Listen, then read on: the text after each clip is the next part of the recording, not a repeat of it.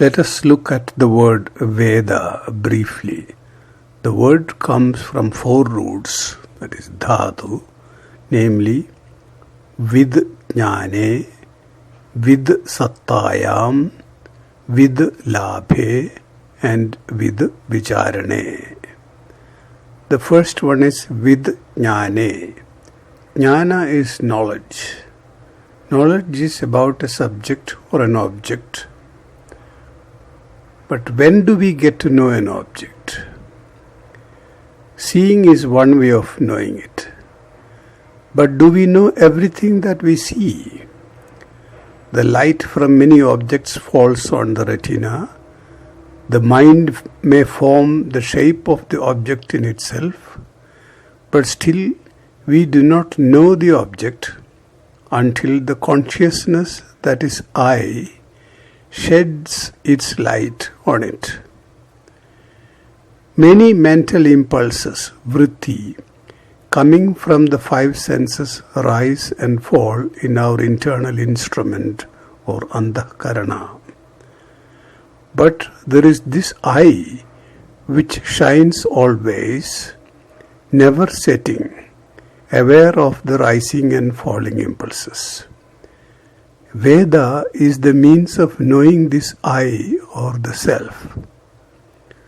What is it that creates the awareness of this self that shines always, never rising or setting?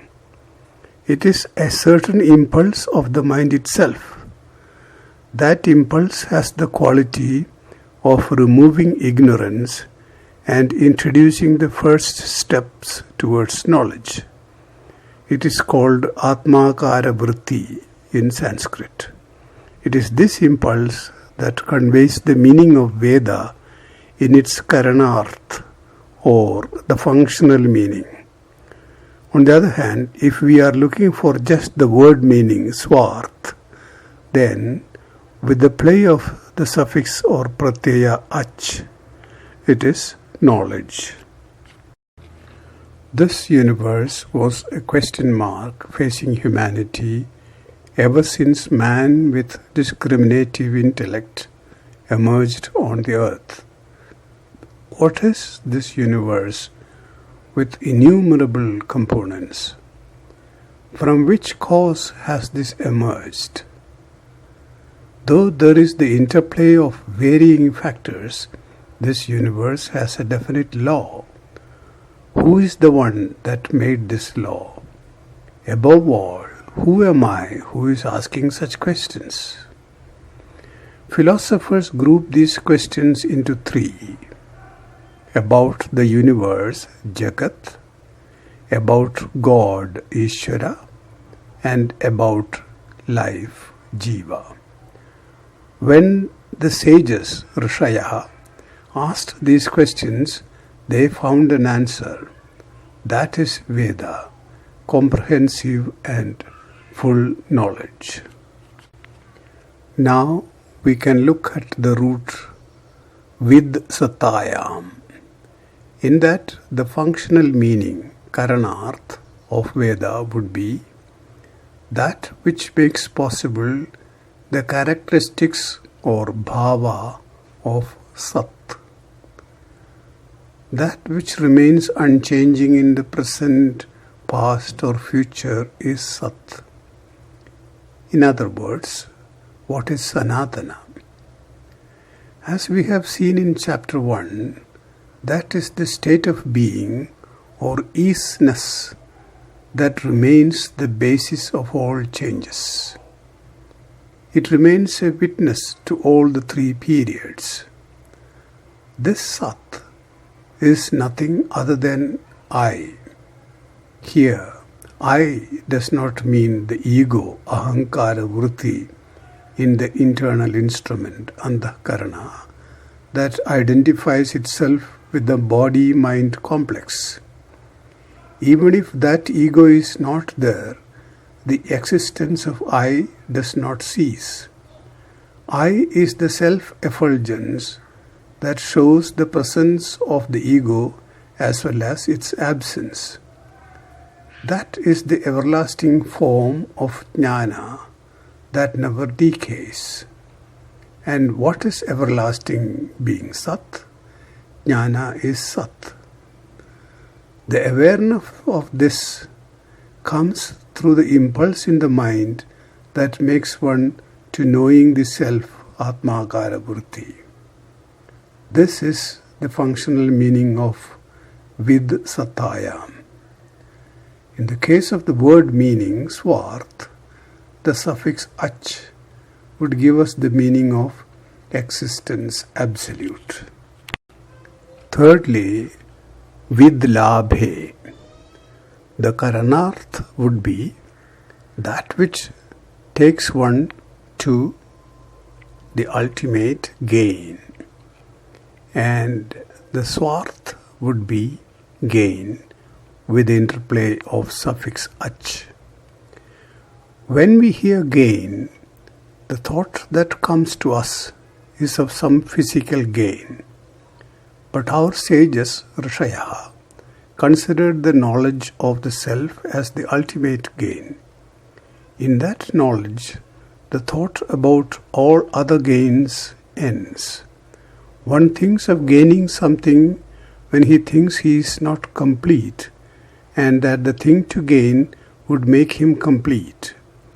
But in the self-knowledge, one is complete, and the thought of any other gain drops off.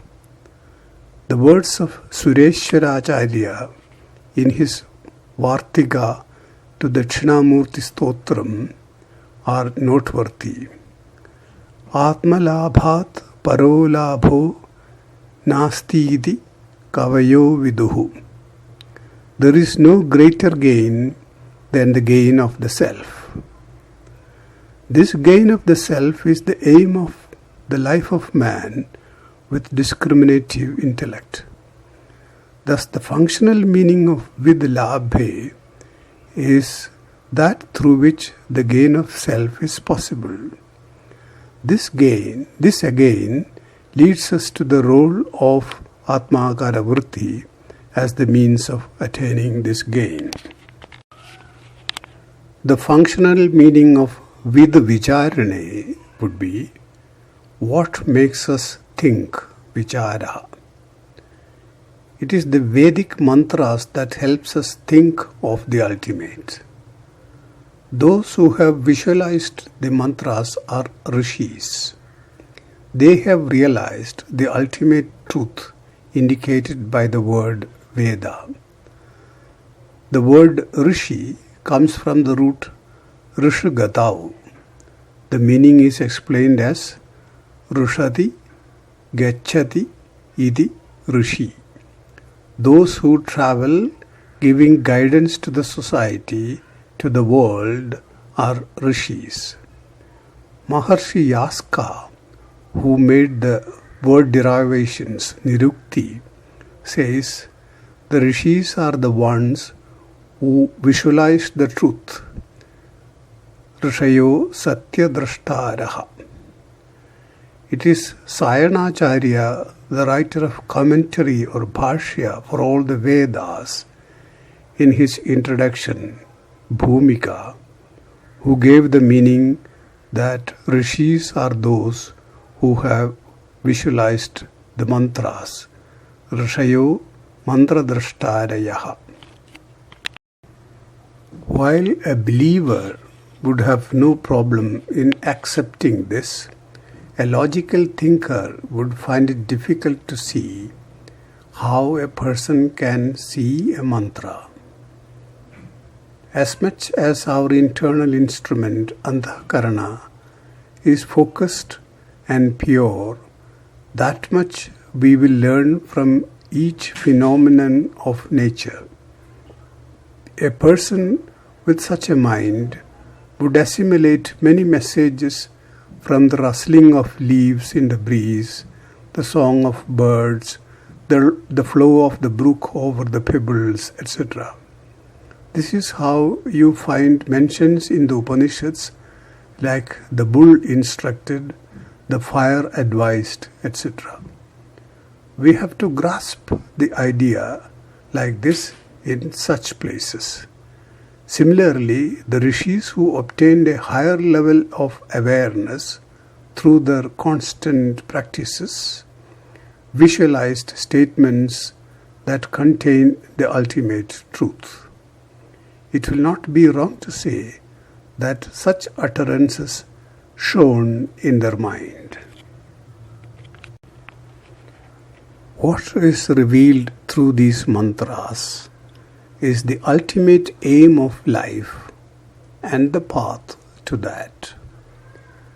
They knew that the ultimate level to which man can reach is moksha, and that it is realized through the knowledge of one's own self. They opened up to the world the truth they realized. They gave it to the world through the curious people who approached them. Addressing the entire humanity as children of immortality, they spread this message. This knowledge was transmitted from generation to generation through the word of mouth. It is such traditional knowledge that is formally spoken of as Veda.